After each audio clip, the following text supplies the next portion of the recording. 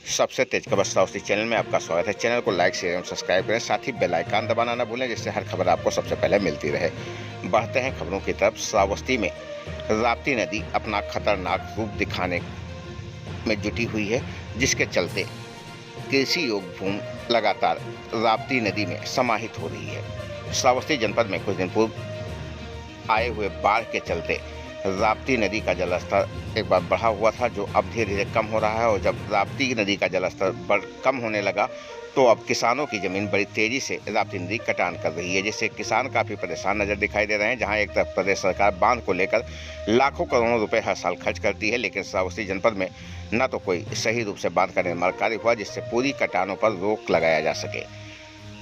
मामला हरिहर पुरानी के ग्राम सभा अमवा के बसंतापुर का है, जहाँ पर किसानों की ज़मीन राप्ती नदी में तेज़ी से समाहित हो रही है और किसानों के देखते ही देखते कृषि योग्य ज़मीन राप्ती नदी में समाहित होती जा रही है। तस्वीरें आपकी स्क्रीन पर, जिसको देखकर ग्रामीण काफ़ी परेशान हैं। राप्ती नदी के खतरनाक रूप में लगभग सैकड़ों बीघे खेत और खलिहान राप्ती नदी में समा गए हैं और इन दिनों राप्ती नदी बसंतापुर में तेज़ी से कटान कर रही है। वहीं कुछ ही दूरी पर गाँव बसा हुआ है। अगर कटान को सही समय पर नहीं रोका गया तो कुछ समय के बाद गाँव को भी राप्ती नदी अपने आगोश में ले लेगी। उत्तर प्रदेश के श्रावस्ती जनपद की ये तस्वीरें हैं, जहां पर राप्ती नदी इस समय किसानों के आगे समस्या बनकर खड़ी हो गई है और किसान काफ़ी आहत व परेशान हैं। किसानों के आंखों के सामने उनकी कृषि योग्य भूमि राप्ती नदी में समाहित होती हुई दिखाई पड़ रही है, जिससे ग्रामीण भयभीत हैं और परेशान हैं। कई स्थानों पर ग्रामीणों के घर राप्ती नदी के कटान के निशाने पर हैं, जिसके चलते ग्रामीणों की धड़कनें काफ़ी तेज हो गई हैं। हालांकि प्रशासन लगातार कटान रोकने के लिए कटिबद्ध है और प्रयास भी कर रहा है, परंतु राप्ती नदी में पानी कम होने के चलते कटान काफ़ी तेज़ी से बढ़ा हुआ है।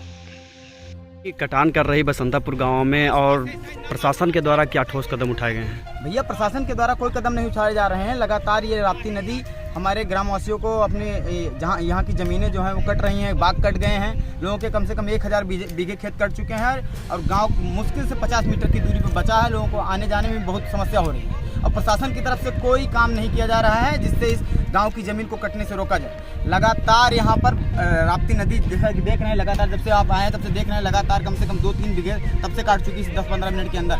अगर यही हालात रहे, प्रशासन के द्वारा कोई ठोस कदम नहीं उठाया गया तो ये राप्ती नदी आज से लेकर कल तक उस गाँव को निगल जाएगी। अगर प्रशासन ने इस पर ठोस कार्रवाई कोई नहीं की, अगर बंधे का इंतजाम नहीं किया, अगर राप्ती नदी को रोकने के लिए कोई कदम नहीं उठाया तो हम लोगों को ले जाकर के कलेक्टर में धरना प्रदर्शन करेंगे और सरकार के विरोध में आवाज़ भी उठाएंगे। इसे राप्ती नदी काट रही है, क्या कहना चाहेंगे? काटत है, कोई ध्यान नहीं देता है सरकार के अलावा। हम लोग कहाँ चले जावा जाए?